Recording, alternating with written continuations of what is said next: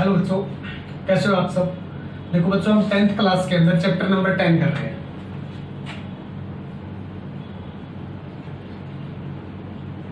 Chapter 10 class 10th में देखो इसमें हमें क्या मिलेगा। जो 10th चैप्टर है बच्चों, इसमें क्या क्या नाम आएगा। जैसे ये मेरे पास कोई भी एक सर्कल है। अभी बताओ, सर्कल है तो उसका सेंटर मिलेगा। सेंटर को मैंने क्या मान लिया बच्चों, ओ। अब इस सर्कल के अंदर मैंने एक ये लाइन ली, पी क्यू मेरे पास कोई भी एक लाइन, पी क्यू मेरे पास क्या बच्चों, कोई भी एक लाइन है। अभी बताओ, क्या इस लाइन ने इस सर्कल को कहीं पे कट किया? कहीं पे कट नहीं किया, तो आप इस लाइन को बोलेंगे intersecting line, non intersecting line, sorry non intersecting line with respect to circle.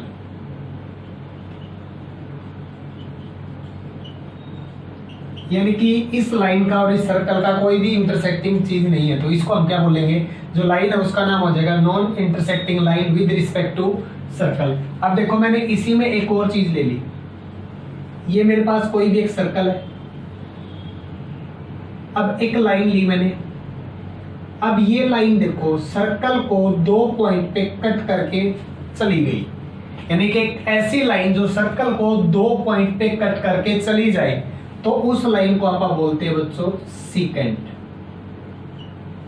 उस लाइन का नाम क्या होता है, सीकेंट लाइन। तो बोलो, कोई भी लाइन सीकेंट लाइन कब होगी, जब वो सर्कल को दो पॉइंट पे कट करके चली जाएगी। जैसे एक लाइन ने सर्कल को दो पॉइंट पे कट करके चली गई, तो उसका नाम होगा हमारे पास सीकेंट लाइन। अब मैंने एक और एग्जांपल लिया। देखो, एक और डायग्राम में ले रहा हूं। ये मेरा एक सर्कल है।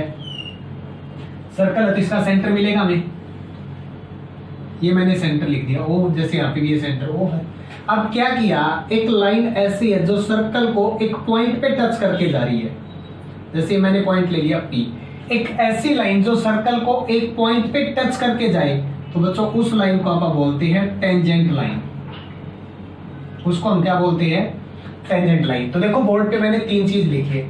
एक ऐसी लाइन जो सर्कल को कहीं पे भी कट नहीं करेगी, तो उसका नाम होता है non intersecting line with respect to circle. एक ऐसी लाइन जो सर्कल को दो पॉइंट पे कट करके चली जाएगी, तो उसका नाम होता है सीकेंट लाइन। एक ऐसी लाइन जो सर्कल को एक पॉइंट पे टच करके जाएगी बच्चों, तो उसका नाम होता है हमारे पास टेंजेंट लाइन। तो उसका नाम हमारे पास क्या होगा बच्चों, टेंजेंट लाइन होगा। कोई दिक्कत हो यहां तक? अभी मैंने एक और एग्जांपल लिया तुम्हारे साथ। देखो,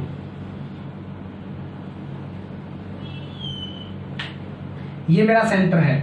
अब यहां पे चेक करो, मैंने क्या लिया, एक ऐसी लाइन ले रखी है, लाइन जो सर्कल के दो पॉइंटों को मिलाती है।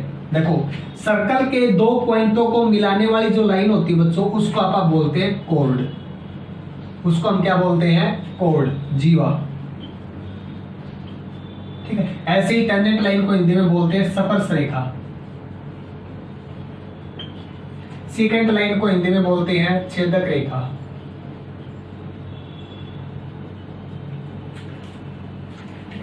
तो यानी कि सर्कल के दो पॉइंटों को मिलाने वाली लाइन का नाम क्या होता है, कॉर्ड। और सर्कल के दो पॉइंटों को कट करके जो लाइन जाती है, उसका नाम होता है बच्चों सीकेंट लाइन।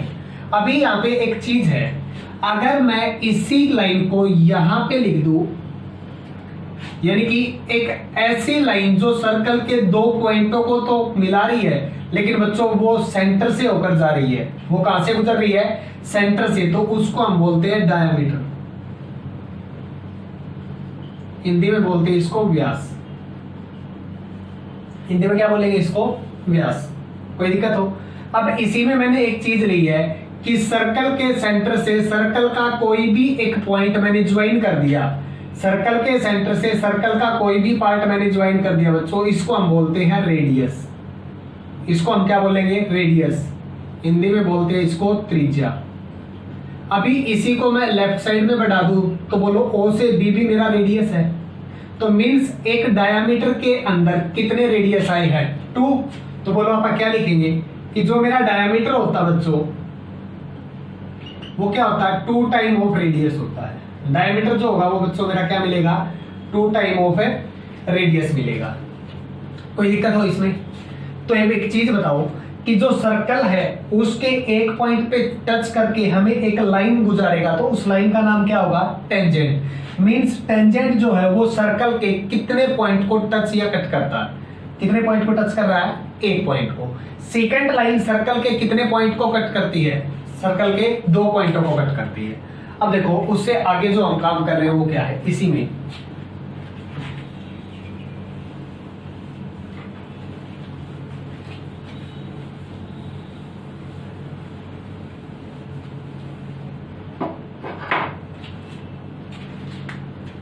देखो क्या है, ये मेरे पास कोई भी एक सर्कल है,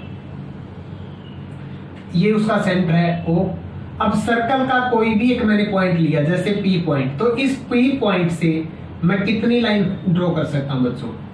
एक। ऐसे ही मैं P पॉइंट से और भी लाइन, यानी एक पॉइंट से मैं अनेक लाइन ड्रॉ कर सकता हूं, लेकिन ऐसी लाइन जो सर्कल को टच करके निकले वो केवल एक ही होती है। मीन्स सर्कल के ऊपर अगर एक पॉइंट है तो उस एक पॉइंट से हम 1 टेंजेंट ड्रॉ कर सकते हैं। कितने टेंजेंट ड्रॉ कर सकते हैं बच्चों? एक टेंजेंट ड्रॉ कर सकते हैं, और इस P पॉइंट का जो नाम होगा वो होगा point of contact. Point of contact, इसको हिंदी में बोलते हैं स्पर्श बिंदु। Point of contact. अब ये बताओ, सर्कल के ऊपर एक पॉइंट है तो उससे हम एक टेंजेंट ड्रॉ कर सकते हैं। अगर सर्कल पे 2 पॉइंट है तो 2 टेंजेंट ड्रॉ कर सकते हैं। ऐसे ही मेरे को बताओ सर्कल जो है वो कितने पॉइंटों को ज्वाइन करके बनाया गया? एक सर्कल के अंदर इनफाइनाइट पॉइंट होते हैं, अनेक पॉइंट होते हैं, ठीक है। अब एक बात बताओ, सर्कल के अंदर अगर इनफाइनाइट पॉइंट है, अनेक पॉइंट है, तो हर एक पॉइंट से एक टेंजेंट ड्रॉ कर सकता हूं मैं। तो बोलो सर्कल के ऊपर इनफाइनाइट पॉइंट है तो उससे मैं कितने टेंजेंट ड्रॉ कर सकता हूं? इनफाइनाइट टेंजेंट ड्रॉ कर सकता हूं। अनेक पॉइंट है, ठीक है, मैनी पॉइंट से मिलता है, यानी इनफाइनाइट लिख ले या फिर मैनी। तो एक सर्कल के ऊपर अनेक पॉइंट होते हैं और हर एक पॉइंट से मैं एक टेंजेंट ड्रॉ कर सकता हूं बच्चों। तो बताओ सर्कल के ऊपर टोटल कितने टेंजेंट ड्रॉ हो सकते हैं? एक पॉइंट से एक टेंजेंट ड्रॉ होगा, 2 पॉइंट से 2 हो गए, ऐसे ही 3 पॉइंट हुए तो 3 टेंजेंट ड्रॉ हो जाएंगे, 4 हुए तो 4 हो जाएंगे। अब ऐसे ही अनेक पॉइंट है तो वहां से आप कितने टेंजेंट ड्रॉ कर सकते हैं? इनफाइनाइटली मैनी टेंजेंट ड्रॉ कर सकते हैं। यानी मैं तुम्हारे से पूछूं एक सर्कल के ऊपर कितने टेंजेंट ड्रॉ कर सकते हैं, तो हम क्या लिखेंगे? Infinitely many tangent. अगर मैं एक ही पॉइंट से बोलूं कितने टेंजेंट ड्रॉ कर सकता हूं, तो बच्चों एक पॉइंट से एक टेंजेंट ड्रॉ कर सकता हूं। कोई दिक्कत हो? अब इसी में मैंने एक चीज तुम्हारे से और पूछी है, देखो क्या पूछा है। सर्कल के ऊपर एक पॉइंट है तो हम उससे एक टेंजेंट ड्रॉ कर सकते हैं। अगर मैं कह दूं कि सर्कल के बाहर एक पॉइंट है, एक्सटर्नल पॉइंट है, तो इससे कितने टेंजेंट ड्रॉ कर सकता हूं बच्चों? या तो वो नीचे से टेंजेंट ड्रॉ करेगा या यहां से टेंजेंट ड्रॉ करेगा।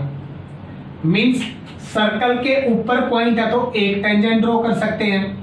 अगर सर्कल से बाहर पॉइंट है, सर्कल के क्या है, आउटसाइड पॉइंट है, तो बच्चों वहां से हम 2 टेंजेंट ड्रॉ कर सकते हैं, ठीक है। और दोनों की जो लेंथ होगी बच्चों वो दोनों इक्वल मिलेगी। मींस सर्कल के बाहर किसी पॉइंट से 2 टेंजेंट ड्रॉ करेंगे और दोनों की लेंथ क्या रहेगी? हमारी इक्वल रहेगी, ठीक है। प्रूव करेंगे इक्वल आई हो, ठीक।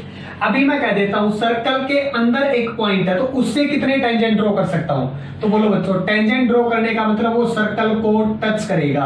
अब अंदर वाले पॉइंट से मैं कोई भी लाइन ड्रॉ करूंगा तो वो सर्कल को कट करेगी, तो इसका मतलब सर्कल के अगर इनसाइड है कोई पॉइंट तो उससे हम एक भी टेंजेंट ड्रॉ नहीं कर सकते। तो वहां से कितने टेंजेंट ड्रॉ होंगे?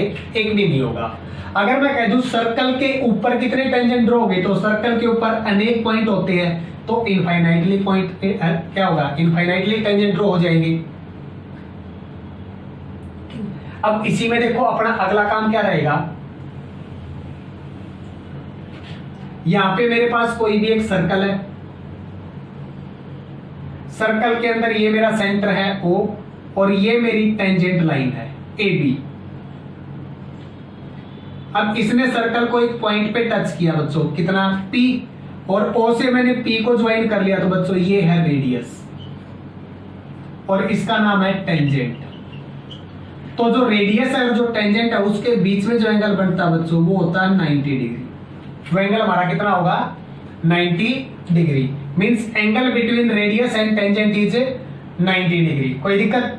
अब ऐसे ही मैंने O को B से ज्वाइन कर दिया तो बोलो OPB जो बच्चों है उस ट्रायंगल का नाम क्या होगा? ट्रायंगल OPB जो बनेगी उसका नाम होगा राइट एंगल ट्रायंगल।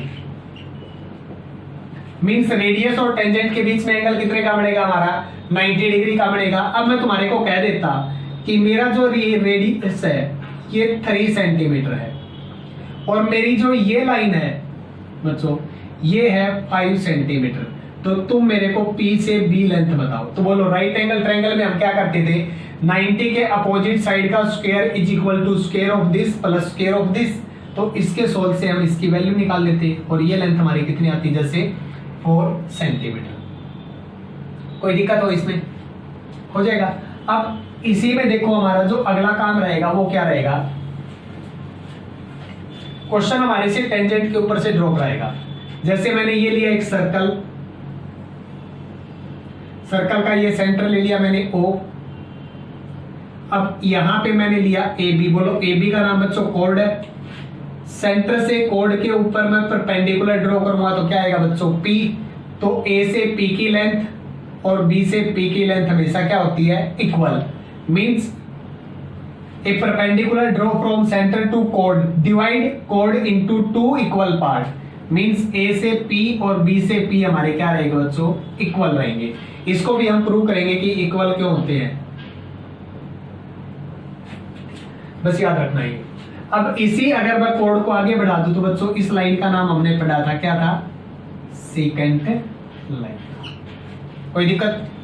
अब अपने जो क्वेश्चंस होंगे वो इसी के ऊपर से हमारे बेस्ड क्वेश्चन होंगे और उसको हम सॉल्व करना स्टार्ट करते रहेंगे।